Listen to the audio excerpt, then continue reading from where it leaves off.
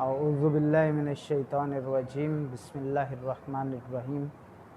الحمدللہ رب العالمین والصلاة والسلام علی سید الانبیاء والمرسلین وعلی آلہ الطیبین الطاہرین المعصومین ولعنۃ اللہ علی اعدائہم اجمعین. اما بعد فقد قال اللہ تعالی فی القرآن الحکیم لقد کان لکم فی رسول اللہ اسوۃ حسنہ. شب ارتحال جانگوداز حضرت رہبر کبیر بت شکن زمان امام خمینی رضوان اللہ علیہ کی مناسبت سے حضرت حجت اجل اللہ فرج الشریف مقام معظم رہبری ملت شریف ایران اور تمام دنیا کے اندر موجود پیروان خط حضرت امام خمینی رضوان اللہ علیہ کی خدمت میں ہدیہ تعزیت و تسلیت پیش کرتے ہیں. حضرت امام خمینی رضوان اللہ علیہ جو کہ اس عصر کے اندر اسلام ناب کو زندہ کرنے والی ہستی ہیں، وہ اسلام جو صدیوں تک کتابوں، مدارس، بحثوں، لائبریریوں، مناظروں اور مجادلوں کی حد تک محفوظ رہا، لیکن مدفون بھی رہا، مہجور رہا اور متروک رہا، اس اسلام کو ان تمام جگہوں سے نکال کر جس میدان کے لیے، جس جگہ کے لیے اللہ تعالیٰ نے اسلام کو نازل کیا تھا، اس جگہ یعنی معاشرہ انسانی کے لیے، اجتماع انسان کے لیے پیش کیا، اور اس کو نہ صرف پیش کیا بلکہ اس کو عملاً نافذ بھی کر کے دکھایا. آج کے عصر کے اندر حضرت امام خمینی رضوان اللہ تعالیٰ علیہ کی ذات اقدس ایک اسوہ بن چکی ہے. اسوہ جیسا کہ مقام معظم رہبری کا بھی فرمان ہے کہ اسوہ یعنی وہ نمونہ عمل جس کی تاسی کی جا سکے، جس کی پیروی کی جا سکے، اور جس کی پیروی کرنا انسان کے لیے باعث نجات اور باعث کامرانی و کامیابی ہو. حضرت امام خمینی رضوان اللہ علیہ کے لیے آج جو عنوان جس پر ہم نے گفتگو کرنی ہے وہ یہی عنوان ہے، یعنی امام خمینی بطور اسوہ. جب ہم اسوہ کی بات کرتے ہیں تو فوراً ہمارا ذہن شخصیت کی طرف جاتا ہے کہ شاید اس سے مراد شخصیت روح اللہ الموسوی الخمینی ہے کہ وہ کب پیدا ہوئے، کہاں پیدا ہوئے، بچپن کیسے گزارا، بڑے کیسے ہوئے، والد کی وفات، دیگر حالات، پھر انقلاب کی سرگرمیاں، استاد کون تھے، شاگرد کون تھے، کیسے انقلاب آیا، انقلاب کے حالات و واقعات، اور پھر رحلت. یہاں شخصیت کے اندر یہ چیزیں مراد نہیں ہیں اسوہ سے، بلکہ اسوہ وہ اصول ہیں جن کے مطابق کوئی بھی الہی شخصیت اپنی زندگی گزارتی ہے. اسوہ اس اصولوں کے مجموعے کو کہتے ہیں جو کسی شخصیت کی زندگی کے لیے اتنے اہم ہو جاتے ہیں کہ اس کی ذات کے اندر راسخ ہو جائیں، وہ ان پر عمل کرے اور عمل کرنے کے نتیجے میں دوسروں کے لیے نمونہ عمل بن جائے. جیسا کہ آج کے دن ہی مقام معظم رہبری رضوان اللہ علیہ کا جو خطاب تھا برسی امام کا، اس کے اندر بھی مقام معظم رہبری نے شخصیت امام کے اسوہ امام خمینی رضوان اللہ علیہ کے کچھ اصول بیان کیے کہ امام تبدیلی ایجاد کرنے والی شخصیت، تبدیلی چاہنے والی شخصیت اور تبدیلی کو منتقل کرنے والی شخصیت کا نام ہے. حضرت امام خمینی رضوان اللہ علیہ ایک ایسے عصر میں اپنے آپ کو پیش کرتے ہیں، اپنی فکر کو پیش کرتے ہیں، اس راستے کو کھولتے ہیں جو 1200 سال سے بند راستہ تھا. جب معاشرہ اس بات کا اعلان کر رہا تھا کہ آج اگر انسان نے نجات پانی ہے، اگر کسی قوم نے کامیاب ہونا ہے تو اس کو یا تو مشرق کی طرف جھکنا پڑے گا یا مغرب کی طرف جھکنا پڑے گا، یا ایک سپر پاور کے سامنے گھٹنے ٹیکنے پڑیں گے یا دوسری سپر پاور کے سامنے گھٹنے ٹیکنے پڑیں گے. اس عصر کے اندر امام خمینی رضوان اللہ علیہ انسانیت کی نجات کے لیے، انسانیت کی کامیابی و کامرانی کے لیے ایک اور راستہ لے کر آئے، ایک اور نمونہ عمل پیش کیا جس کو حضرت امام نے اپنی اصطلاح میں اسلام ناب محمدی کہا۔ اسلام ناب یعنی وہ خالص اسلام جو صدیوں تک مہجور رہا، متروک رہا، وہ اسلام جو انسانیت کو نجات دے سکتا ہے۔ اس سے پہلے حضرت امام سے پہلے اسلام کی حالت کو اگر ہم سمجھنا چاہیں تو ہم ایک تشبیہاً ایک مثال کے طور پر یہ عرض کریں گے کہ حضرت امام سے پہلے جب امام نے اسلام ناب محمدی کو شناخت کیا اور لوگوں کے لیے شناخت کروایا، اس سے پہلے حضرت امام کی ذات سے قبل اسلام جس حالت میں تھا وہ ایک ایسے شخص کی حالت تھی جو صحت مند تھا، جو تندرست و توانا تھا، جس کے اندر کوئی بیماری یا نقص نہیں تھا، مگر اس کی ریڑھ کی ہڈی موجود نہیں تھی۔ اب اگر ایک انسان ایسا ہو بالفرض کہ تندرست و توانا ہو، صحت رکھتا ہو، جسامت رکھتا ہو، مگر اس کے باوجود اس کے اندر ایک نقص پایا جائے فقط، اور وہ یہ کہ وہ اس کی ریڑھ کی ہڈی نہ ہو، تو وہ کبھی بھی قیام نہیں کر سکتا، وہ کھڑا نہیں ہو سکتا، وہ سٹینڈ نہیں لے سکتا، وہ چل پھر نہیں سکتا، وہ حرکت نہیں کر سکتا، نہ وہ اپنے لیے کچھ کر سکتا ہے، نہ کسی دوسرے کے لیے کچھ کر سکتا ہے۔ امام خمینی رضوان اللہ علیہ کی بعثت سے پہلے اسلام اس حالت میں تھا کہ اسلام تھا، عبادات تھیں، رسومات تھیں، حوضے تھے، دروس تھے، کتابیں تھیں، مباحثے تھے، مجادلے تھے، تحقیقات تھیں، مگر جو واحد چیز اسلام کی ریڑھ کی ہڈی کی حیثیت رکھتی ہے اور وہ ہے نظام دین، نظام اسلامی، وہ غائب تھا۔ وہ اسلام جس کے اندر نظام نہ ہو، وہ اسلام اسی انسان کی مانند ہے جس کی ریڑھ کی ہڈی موجود نہ ہو، کیونکہ مکمل دین اگر نافذ ہو سکتا ہے، اگر دینی قیام ہو سکتا ہے، اگر دین کو معاشرے میں ایستادہ کیا جا سکتا ہے تو وہ نظام کے ذریعے ممکن ہے، حکومت اسلامی کے ذریعے ممکن ہے۔ اسی لیے امام خمینی رضوان اللہ علیہ نے فقط وہ مطالبات نہیں کیے جو اس سے پہلے ہو رہے تھے کہ مثلا حوزے کو یہ سہولیات دے دی جائیں، علماء کو یہ سہولیات دے دی جائیں، طلاب کو یہ سہولیات دے دی جائیں، عزاداری میں یہ سہولیات ہوں، نماز میں سہولیات ہوں، بلکہ حضرت امام نے بنیادی مطالبہ ہی یہ رکھا کہ ہم اس نظام کو قبول نہیں کر سکتے، کیونکہ یہ نظام طاغوت ہے، یہ طاغوتی نظام ہے، اس کے اندر ہم جی نہیں سکتے، ہمارا دین، ہمارا ایمان ہمیں اجازت نہیں دیتا، غدیر و کربلا ہمیں اجازت نہیں دیتے، مکتب باقر و جعفر ہمیں اجازت نہیں دیتے کہ ہم کسی طاغوتی نظام کے سائے میں جئیں۔ اور حضرت امام نے جو نظام پیش کیا، نظام میں ولایت فقیہ، یعنی عصر غیبت کبریٰ کے اندر بھی اگر دین کا قیام کرنا ہے، اگر دین کو زندہ کرنا ہے، اگر دین کی زندگی معاشرے میں چاہتے ہیں اور معاشرے کو دینی معاشرہ بنانا چاہتے ہیں تو وہ فقط ایک طریقے سے ممکن ہے، وہی طریقہ جو حضرت آدم سے لے کے حضرت مسیح علیہ السلام تک تھا، وہی طریقہ جس پر رسول اللہ صلی اللہ علیہ وآلہ وسلم نے عمل کیا، وہی طریقہ جو رسول اللہ نے اپنے بعد قیامت تک کے لیے مقرر کیا، یعنی ولایت و امامت کا راستہ، یعنی نظام ولایت و امامت۔ اسی راستے کو عصر غیبت کبریٰ کے اندر جب مختلف وجوہات کی بنیاد پر ترک کر دیا گیا، حضرت امام نے آ کر اسی راستے کو زندہ کیا، اسی اسلام کو زندہ کیا، اسی نظام کو زندہ کیا، اور مومنین سے، مسلمین سے، عوام الناس سے یہی کہا کہ اے لوگو، اگر تم جینا چاہتے ہو، اگر تم چاہتے ہو کہ نجات حاصل کر لو، اگر تم عزت چاہتے ہو، سربلندی چاہتے ہو، اگر وقار چاہتے ہو، اگر دنیاوی و اخروی عظمت چاہتے ہو، تو اس کا ایک ہی ذریعہ ہے کہ تم ولایت کے سائے میں آ جاؤ۔ عصر حضور معصوم ہو تو بھی نظام ولایت ہوگا، عصر غیبت معصوم ہو تو بھی نظام ولایت ہوگا، عصر ظہور معصوم ہو تب بھی نظام ولایت ہوگا۔ حضرت امام خمینی کا یہ بنیادی ترین کارنامہ، اور یہی حضرت امام کی دشمنی کی وجہ بنا۔ آج جو معاشرے کے اندر پوری دنیا میں اور بالخصوص پاکستان میں مومنین کے اندر جو ایک تشویش پائی جاتی ہے حضرت امام کی ذات کے بارے میں، اس کی وجہ کیا ہے؟ اس کی وجہ ان شیاطین کی طرف سے کی گئی سازشیں ہیں، وہ زہر ہے جو شیاطین جہان اور ان کے اہلکاروں نے عوام الناس کے اندر منتقل کیا،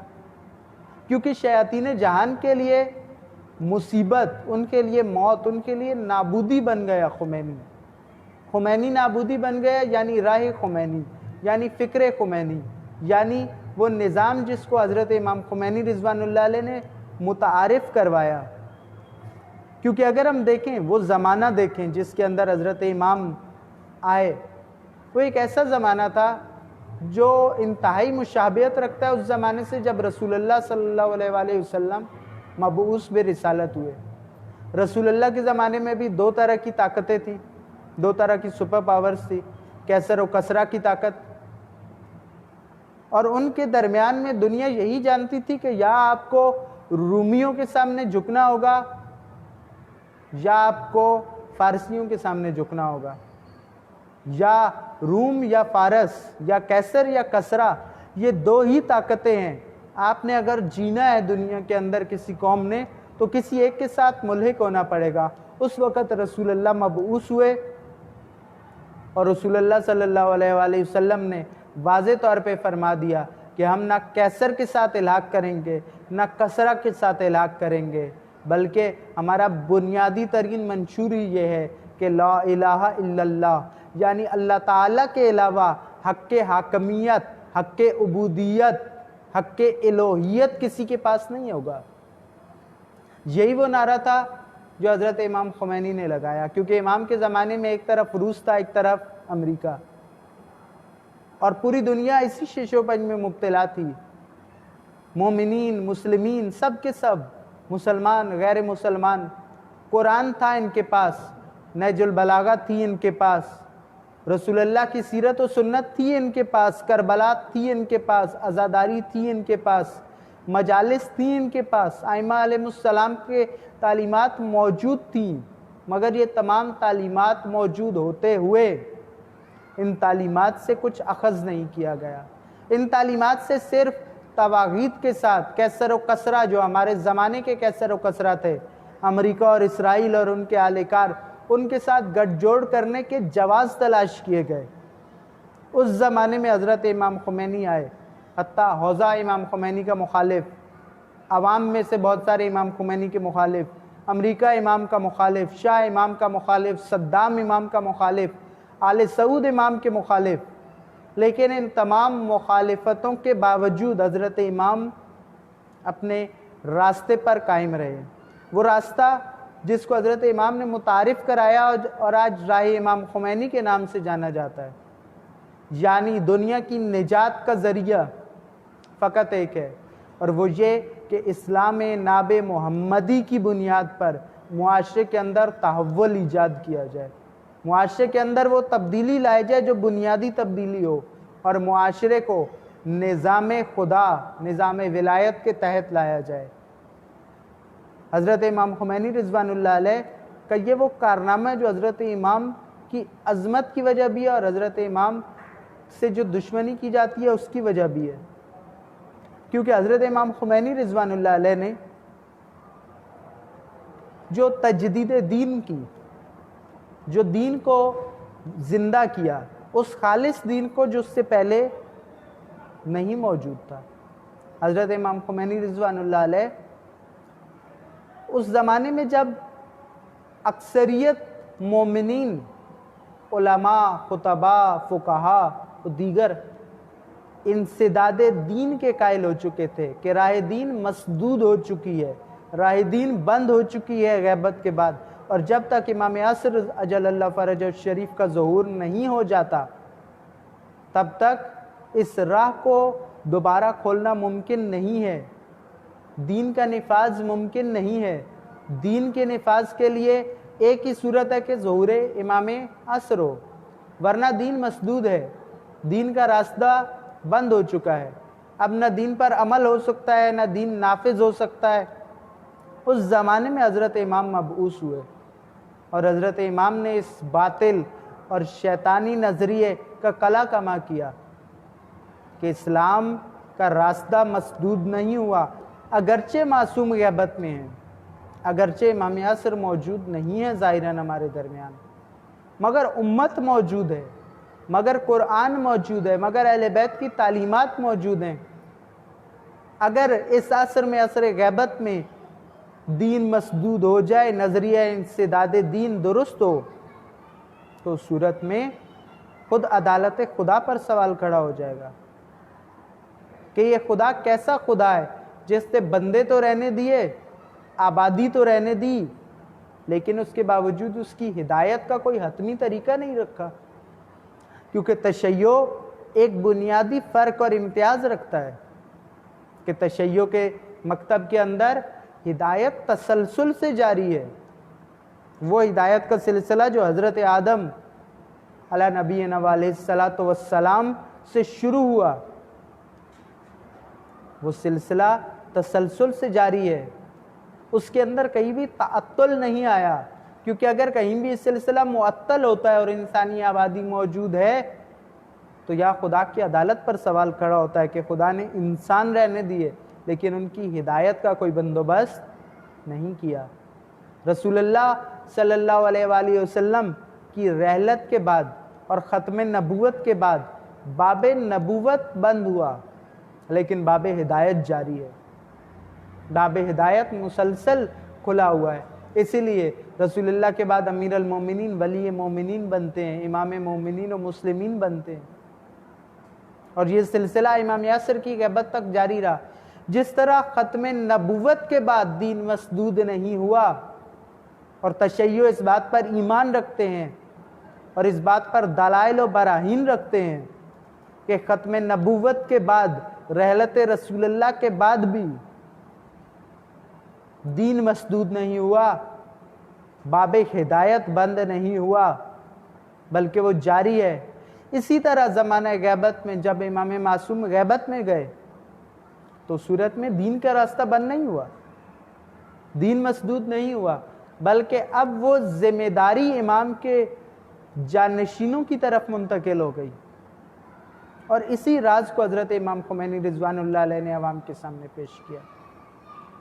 آج جن کو امام خمینی سمجھ نہیں آتے،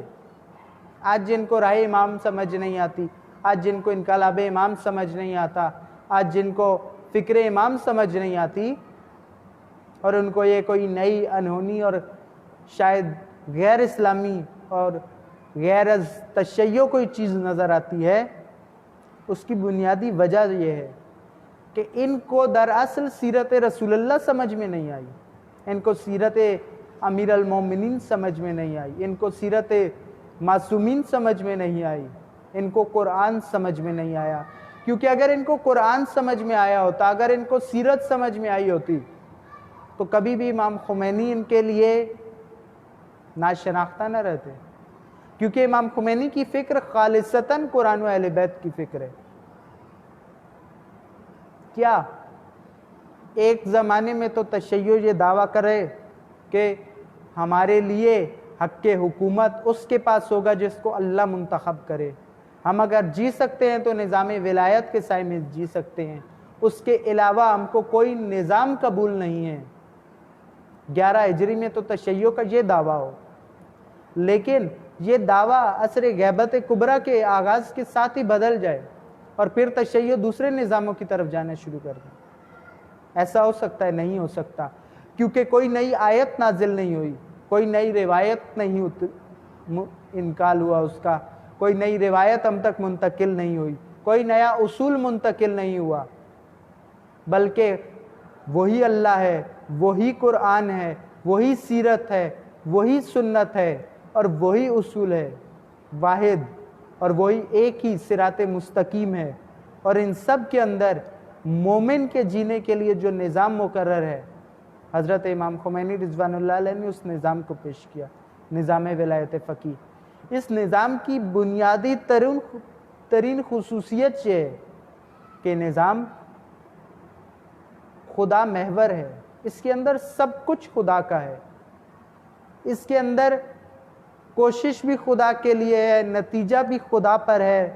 کامیابی بھی خدا کے لیے ہے، شہادت بھی خدا کے لیے ہے. یہ خدا محور نظام ہے. اس کے اندر قانون بھی خدا بناتا ہے، حاکم بھی خدا چنتا ہے. امام خمینی رضوان اللہ علیہ نے جب اس نظام کو متعارف کرایا تو وہ فقط نہ ایران کے لیے کروایا، مومنین پاکستان، جوانان عزیز، اگر ہم امام خمینی کی تصویریں لے لیں، اگر ہم امام خمینی کے نام کے بینر اٹھا لیں، اگر ہم امام خمینی کے نام کے پلے کارڈ اٹھا لیں، اگر ہم امام خمینی کے نام کے نعرے لگائیں، لیکن ہم امام کو بھی جانتے ہوں، امام کے بایو ڈیٹا بھی جانتے ہوں، مگر فکر امام سے ناشنا ہوں،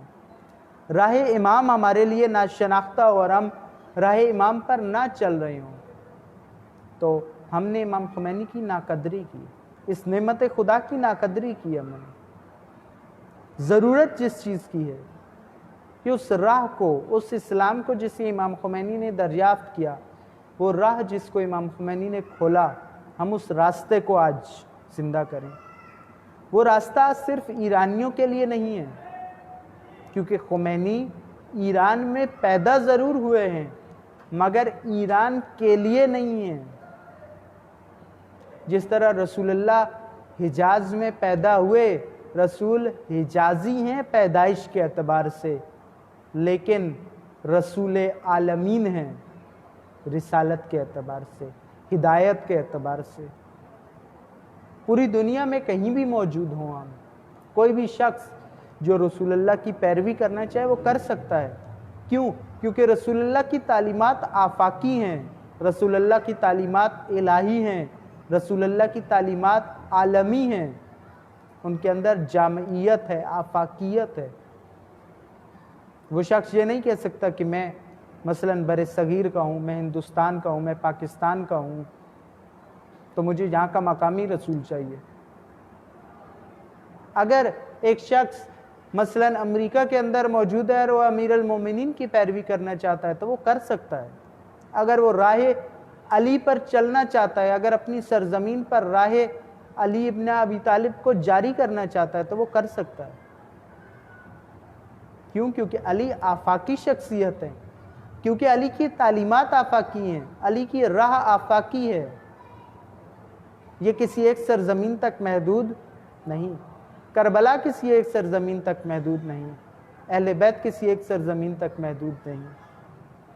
جب یہ کسی ایک سرزمین تک محدود نہیں تو وہ نظام، وہ نظریہ، وہ راستہ، وہ فکر جو اہل بیت علیہ السلام سے لی گئی ہو، جو کربلا سے لی گئی ہو، جو قرآن سے لی گئی ہو، جس کا منبع فقط اور فقط دین ہو اور وہ بھی خالص ترین دین، وہ فکر کس طرح ایک سرزمین تک محدود قرار دی جا سکتی ہے؟ اس انقلاب کو کیسے کوئی ایرانی انقلاب کہہ سکتا ہے؟ اس امام کو کوئی کیسے ایرانی امام کہہ سکتا ہے؟ اس راہ کو کوئی کیسے ایرانی راہ کہہ سکتا ہے؟ آج ہمارے سامنے واضح ہے۔ یمن کو دیکھیں، نائجیریا کو دیکھیں، حجاز کو دیکھیں، فلسطین کو دیکھیں، لبنان کو دیکھیں، انہوں نے اس کنفیوژن کے بت کو توڑا کہ راہ امام خمینی جیسی ایرانیوں کے لیے ویسی لبنانیوں کے لیے، جیسی ایرانیوں کے لیے ویسی فلسطینیوں کے لیے، جیسی ایرانیوں کے لیے ویسی یمنیوں کے لیے، جیسی ایرانیوں کے لیے ویسی حجازیوں کے لیے، جیسی ایرانیوں کے لیے ویسی نائجیریا والوں کے لیے۔ تو جس طرح راہ امام خمینی ایرانیوں کے لیے ہے، اسی طرح پاکستانیوں کے لیے بھی ہے۔ یقیناً آپ میں سے اکثر اس زمانے کو درک نہ بھی کیا ہو تو جانتے ضرور ہوں گے، سنا ضرور ہوگا، پڑھا ضرور ہوگا کہ جب اس سرزمین پر چند جوان تھے جنہوں نے مسلسل تسلسل کے ساتھ یہ کام کیا، انہوں نے فکر امام کو سمجھا، انقلاب کے فوراً بعد امام کا ساتھ دیا، امام کا ساتھ اپنی سرزمین پر رہتے ہوئے دیا، فکر امام کو سمجھا، فکر امام کو قبول کیا اور نکل پڑے، جن میں معروف ترین شخصیت شہید ڈاکٹر محمد علی نقوی رحمۃ اللہ علیہ کی شخصیت ہے۔ شہید نقوی جانتے تھے کہ یہ نہ فقط امام ایرانی نہیں ہے بلکہ راہ امام بھی ایرانی نہیں ہے، فکر امام بھی ایرانی نہیں ہے، انقلاب امام بھی ایرانی نہیں ہے۔ آج پاکستان میں یہ جو ہمیں افکار امام کی روشنی نظر آتی ہے، اس میں بہت بنیادی کردار ہے اس زمانے کے جوانوں کا، اور آج ہمیں یہ کردار ادا کرنا ہے۔ शहीद कुद्स शहीद कासिम सुलेमानी रिजवानुल्लाह अलैह का वो वसीयतनामा यकीनन आप में से अक्सर ने मुतालिया किया होगा। उसके अंदर शहीद कासिम ने एक जुमला तकरारन कहा, मुख्तलिफ पैरायों में कहा, लेकिन उसको कहा, बार बार कहा, ताकीदन कहा कि खुदारा मकाम मुअज़्ज़म रहबरी का साथ दीजिए, मकाम मुअज़्ज़म रहबरी के बाजू बनिए। उलमा से कहा, फुक़हा से कहा, अवामुन्नास से कहा, जवानों से कहा, शुहदा के खानवादों से कहा। तो ये पैगाम किसके लिए? फ़कत ईरान के लोगों के लिए। शहीद कासिम शहीद कुद्स है, शहीद कासिम आलमी मुकावमत के सरदार हैं। तो सूरत में उनका वसीयतनामा हम सबको भी मुखातिब कर रहा है कि रहबर मुअज़्ज़म को तन्हा मत छोड़िए, यानी राह इमाम खुमैनी को तन्हा मत छोड़िए, यानी खुमैनी कबीर के इस जाननिशीन बरहक को तन्हा मत छोड़िए, यानी खुमैनी कबीर का रास्ता जिंदा रखिए। आज जिस चीज़ की ज़रूरत है, आज बहुत सारी कन्फ्यूजन्स पैदा की जाती हैं, कन्फ्यूजन के ट्रांसफार्मर हर जगह हर उलिये में मौजूद हैं कि राह इमाम को हम अपने मुल्क में कैसे ज़िंदा कर सकते हैं, राह इमाम को हम कैसे जारी कर सकते हैं, राह इमाम पर हम कैसे चल सकते हैं, हम कैसे इनकलाब की तरफ बढ़ सकते हैं, हम नहीं कर सकते। फिर वो मुख्तलिफ दलीलें देते हैं जिनसे मायूसी फैलाते हैं। इनके मुकाबले में फ़कत एक मौक़िफ़ होना चाहिए कि अगर हम विलायत पर यकीन रखते हैं, निज़ाम विलायत को कबूल करते हैं, तो जो निज़ाम विलायत को कबूल कर लें उनके लिए कुरान में एक ही बात है कि अल यौमा यअसल लज़ीना कफ़रू। अगर दीन से कोई मायूस हो सकता है तो फ़कत कुफ़ार हैं। जब विलायत का निज़ाम मौजूद हो, जब विलायत का निज़ाम इबलाग हो जाए, जब विलायत का निज़ाम कायम हो जाए, तो सूरत में फ़कत कुफ़ार और जिनके दिलों में मर्ज़ है वो दीन से मायूस हो सकते हैं। ये लोग जो ये कन्फ्यूजन फैलाते हैं, दरअसल ये जो अपनी तरफ से इस्लाह की कोशिश कर रहे होते हैं, दरमियानी रास्ता निकालने की कोशिश कर रहे होते हैं, ये दरअसल राह इमाम में सबसे बड़ी रुकावट हैं। क्योंकि इमाम खुमैनी रिज़वानुल्लाह अलैह की तमन्नाओं में, आपकी आरज़ुओं में सबसे बड़ी तमन्ना या सबसे बड़ी आरज़ू सुदूर इनकलाब था, इनकलाब का सादिर होना दूसरी सरजमीनों पर। इमाम ने दो टोक और वाज़े अंदाज में कहा कि हमने अपने इनकलाब को दूसरी सरजमीनों पर सादिर करना है, ये दूसरी सरजमीनों पर सादिर होगा। और दूसरी सरजमीनों पर अगर इमाम खुमैनी जैसी शख्सियत ये कह रही है कि हमने अपना इनकलाब सादिर करना है और ये सादिर होना चाहिए, तो इससे दो बातें बिल्कुल वाज़े हो जाती हैं। सबसे पहली बात कि यकीनन जब खुमैनी जैसी सादिक व मुसद्दिक शख्सियत ये कह रही है तो इसका मतलब है कि ये इनकलाब सादिर हो सकता है। दूसरी बात कि इस इनकलाब का सादिर होना ज़रूरी है इंसानियत की निजात के लिए। अगर सुदूर इनकलाब ना हो सकता, अगर सुदूर इनकलाब एक गैर अमली नज़रिया होता, अगर सुदूर इनकलाब एक ख़याली नज़रिया होता, तो खुमैनी कबीर जैसी शख्सियत कभी भी इस पर इतनी ताकीद ना करती। यहाँ ज़रूरत है, हमें यहाँ समझना चाहिए उन लोगों के मुकाबले में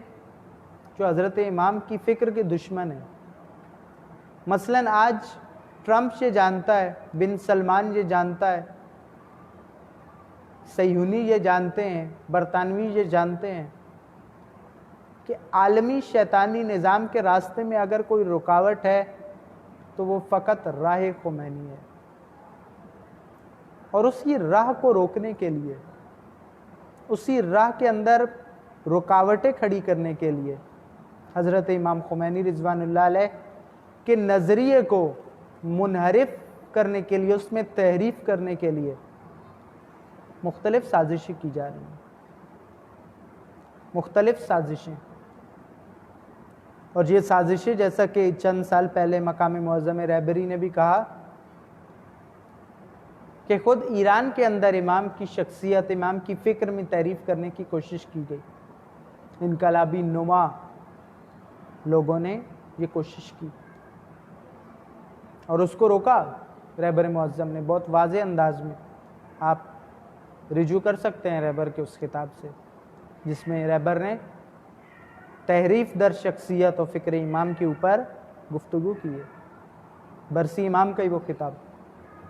یہ تحریف امام خمینی کی فکر میں یہ تحریف فقط اس زمانے کے لیے یا ایران کے لیے نہیں تھی بلکہ ہر سرزمین پر کی گئی. کچھ سرزمینوں پر پہلے سے کی گئی، کچھ سرزمینوں پر کی جا رہی ہے، کچھ سرزمینوں پر کی جائے گی. لیکن یہ کون کرے گا؟ یہ وہی کریں گے جن کو ڈر ہو، حضرت امام خمینی کی فکر سے ڈر ہو. اور اگر کوئی ان کی اس تحریف کو قبول کر لے، اگر کوئی اس تحریف کو قبول کر لیتا ہے تو وہ یقیناً انہی میں سے شمار ہوگا. آج جوانوں کی سب سے بڑی ذمہ داری اگر کوئی ہے تو وہ یہ ہے کہ فکر امام کو سمجھیں، فکر امام کو لیں، تعصبات سے نکلیں. جو تعصباتی فضا پاکستانی تشیع کے اندر بہت شدت سے مبتلا ہو گئی ہے، اس سے نکلیں، فکر امام کو سمجھیں. جن خالص منابع سے آپ سمجھ سکتے ہیں آپ سمجھیں، تھوڑی زیادہ جتنی سمجھ سکتے ہیں، اور فکر امام سمجھائیں. کیونکہ یہ فکر کربلا ہے، کیونکہ یہ فکر غدیر ہے، کیونکہ یہ فکر قرآن ہے، کیونکہ یہ فکر رسول اللہ ہے، کیونکہ یہ فکر اہل بیت ہے، کیونکہ یہ فکر امام زمان ہے. اس فکر کو سمجھیں، سمجھائیں اور لوگوں کا شعور بیدار کریں. یہ جو روٹی کپڑا اور مکان کے پیچھے اپنے آپ کو پست حد تک گرا چکے ہیں، ان کو بلند کریں. جیسا کہ آج کی کتاب میں رہبر معظم نے ایک بہت خوبصورت بات کہی کہ امام سے پہلے لوگوں کا مطالبہ یہ ہوتا تھا کہ ہمیں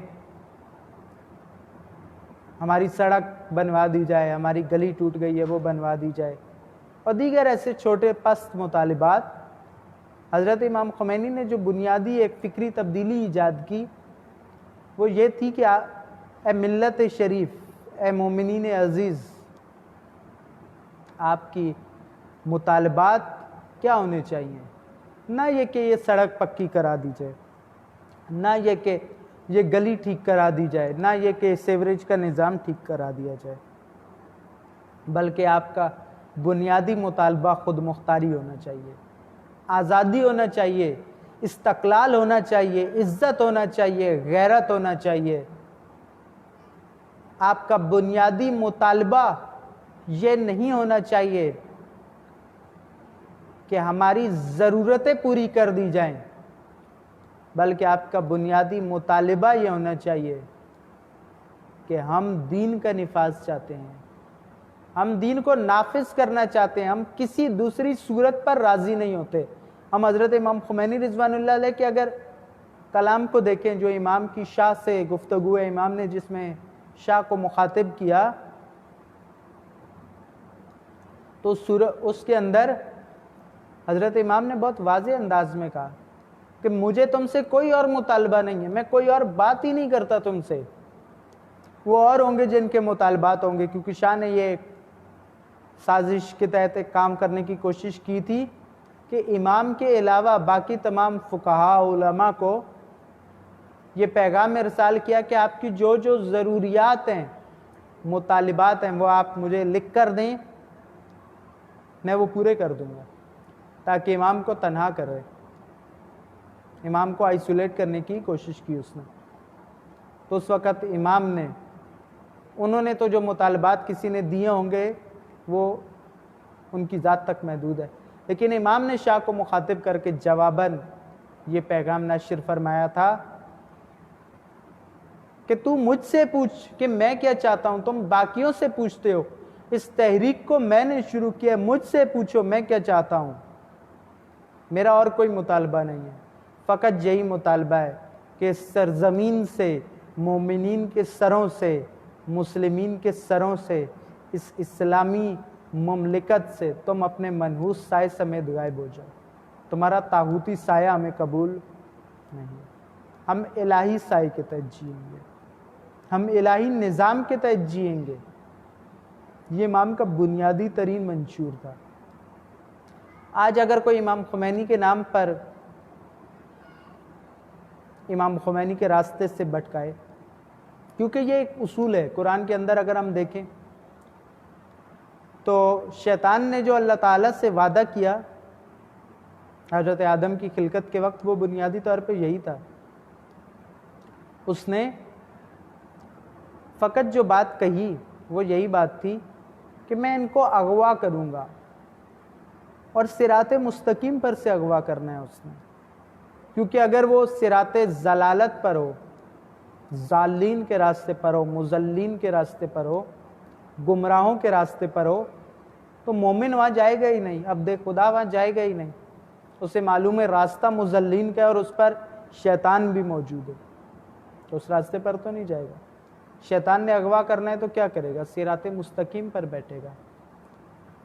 شیطانی چالیں مومنین کے خلاف کہاں بچھائی جاتی ہیں؟ شیطانی چالوں کے جال ضالین کے راستوں پر نہیں بچھائے جاتے،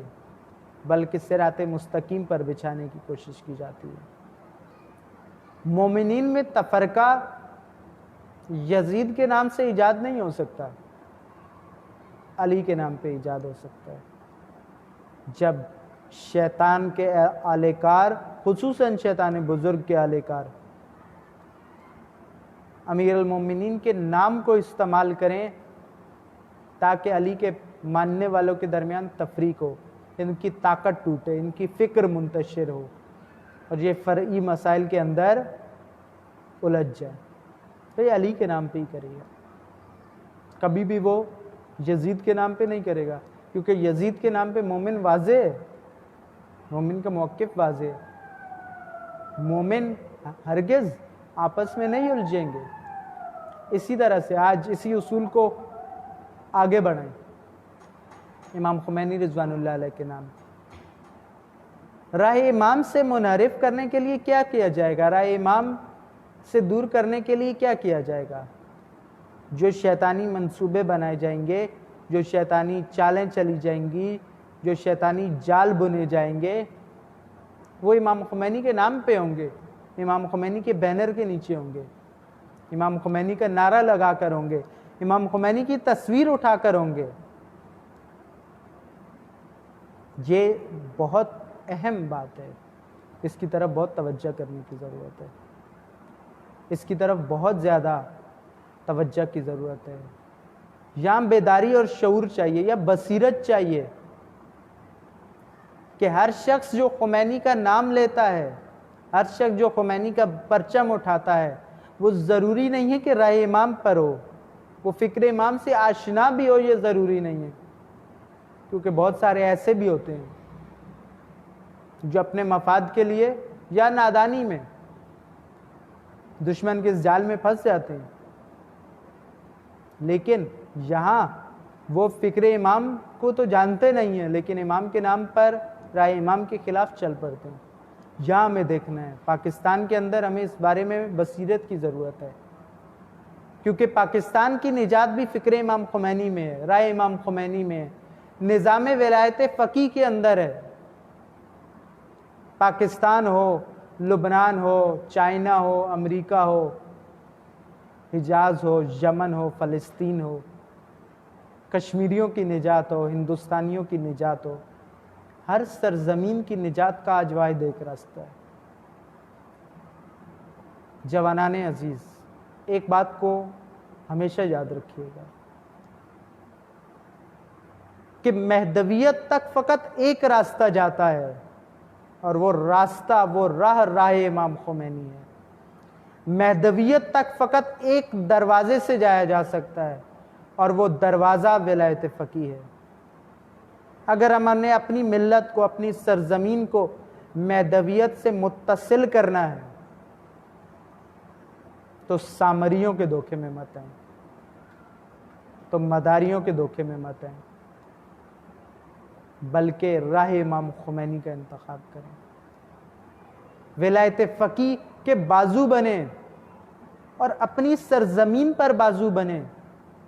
फ़िक्र इमाम से आशना और दूसरों को आशना कराएं, मुनाफिकीन के चेहरों से पर्दे चाक करें।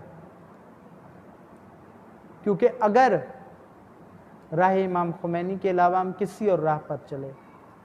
विलायत फ़क़ीह के अलावा इस असर में किसी निज़ाम को भी कबूल किया, तो हम कहीं ना कहीं तो पहुंचेंगे, क्योंकि सफ़र करेंगे, लेकिन हमारी मंजिल महदवियत नहीं होगी, हमारी मंजिल महदवियत नहीं होगी। और अगर हमारी मंजिल महदवियत ना हुई तो हमने सब कुछ पाकर भी खो दिया। लेकिन अगर हम सब कुर्बान भी हो जाएं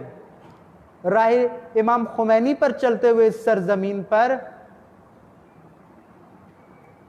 निज़ाम विलायत फ़क़ीह का साथ देते हुए और इस सरजमीन के लिए निज़ाम विलायत को, इस सरजमीन को निज़ाम विलायत के लिए तैयार करते हुए तवागीद की बीखकनी करते हुए अगर हम सब कुर्बान भी हो जाएं, अगर हमारी जानें कुर्बान भी हो जाए, अगर हम अपना सब कुछ भी गंवा दें, लेकिन इस रास्ते से महदवियत की मंजिल पर पहुंच जाए ये मिल्लत और ये सरजमीन, तो हमने सब कुछ खोकर भी सब कुछ पा लिया। दुआ करते हैं कि परवरदिगार तुझे वास्ता मोहम्मद वाले मोहम्मद अलैहिस्सलाम का हमें राह इमाम खुमैनी पर चलने की तौफीक अता फरमा, हमें मकाम मुअज़्ज़म में रहबरी का बाजू बनने की तौफीक अता फरमा, हमें फ़िक्र इमाम को समझने की तौफीक अता फरमा, हमें अपनी सरजमीन पर विलायत और इमामत का परचम बुलंद करने की तौफीक अता फरमा। परवरदिगार तमाम मोमिनीन और मोमिनात की जायज़ शरियाजात पूरी फरमा, शैतान अकबर और उसके आलेकारों को उनकी साजिशों समेत पूरी दुनिया में रुसवा और जलील फरमा, तमाम मोमिनीन की हिफाजत और नुसरत फरमा, तमाम मुजाहिदीन की हिफाजत और नुसरत फरमा। परवरदिगार तुझे वास्ता मोहम्मद व आले मोहम्मद अलैहिस्सलाम का हमारे मरहूमीन को, हमारे शुहदा को, बिलअख़स शहीद कासिम सुलेमानी को व बिलखुसूस इमाम शुहदा इमाम खुमैनी रिज़वानुल्लाह अलैह को अहले बैत अलैहिस्सलाम के साथ महशूर फरमा। हमें इमाम खुमैनी के रास्ते पर चलने की तौफीक अता फरमा, हमें कन्फ्यूजन से निकाल, हमारे जवानों की जवानियों को इस्लाम और इनकलाब की खिदमत के लिए वक्फ होने का शर्फ अता फरमा। परवरदिगार हमें ज़िंदा रख तो राह इमाम खुमैनी पे ज़िंदा रख, और हमें शहादत अता कर तो राह इमाम खुमैनी पे शहादत अता फरमा। ऐ परवरदिगार तुझे वास्ता खून शुहदा का, तुझे वास्ता मोहम्मद वाले मोहम्मद अलैहिस्सलाम का हम इल्तजा करते हैं कि तमाम मज़लूमीन जहान की नुसरत फरमा, तमाम ज़ालिमीन जहान को नीस्त व नाबूद फरमा, इनकलाब इस्लामी को इनकलाब इमाम ज़मान से मुत्तसिल फरमा, सैयद मुकामत और तमाम मुजाहिदीन की मुदाफ़ीन हरम की हिफाजत और नुसरत फरमा, शुहदाए मुदाफ़ीन हरम के दरजात को बुलंद फरमा, और हज़रत इमाम यासिर अजलल्लाह फ़रज शरीफ के ज़हूर में ताजील फरमा, और हमें हज़रत के आवान व अंसार में से शामिल होने की तौफ़ीक अता फरमा। रब्बना तक़ब्बल मिन्ना इन्नका अंतस समीउल अलीम बिरहमतिका या अरहमर राहिमीन।